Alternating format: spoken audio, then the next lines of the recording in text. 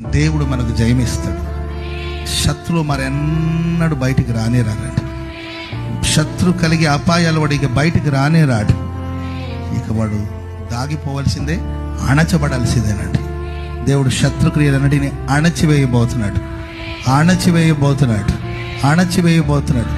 హిజ్కియాకు వ్యతిరేకంగా అష్షూరు రాజు వాగితే హిజ్కియా వెళ్ళి దేవుని సన్నిధిలో ప్రార్థన చేస్తే ఆ రాత్రి దేవుడు ఒక దూతను పంపిస్తే 1,85,000 మందిని చంపేస్తే అష్షూరు రాజు భయపడిపోయి వెళ్ళి తన దేవతా గుడిలో దాక్కుంటే కొడుకులే చంపేశారు, ఆయన కుమారులే చంపేశారు.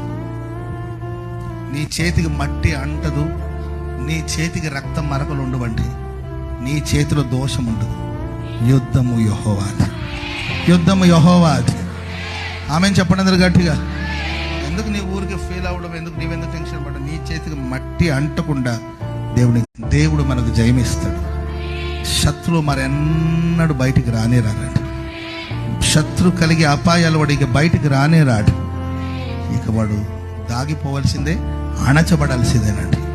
దేవుడు శత్రుక్రియలన్నిటిని అణచివేయబోతున్నాడు.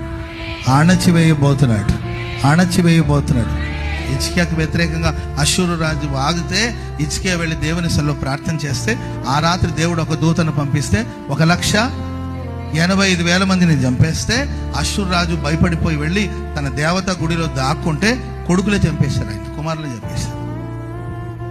నీ చేతికి మట్టి అంటదు, నీ చేతికి రక్తం మరకలు ఉండవండి, నీ చేతిలో దోషం ఉండదు.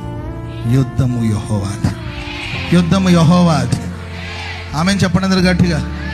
ఎందుకు నీ ఊరికి ఫెయిల్ అవ్వడం, నీవెందుకు టెన్షన్ పడ్డా? నీ చేతికి మట్టి అంటకుండా దేవునికి జయం ఇవ్వబోతున్నాడు.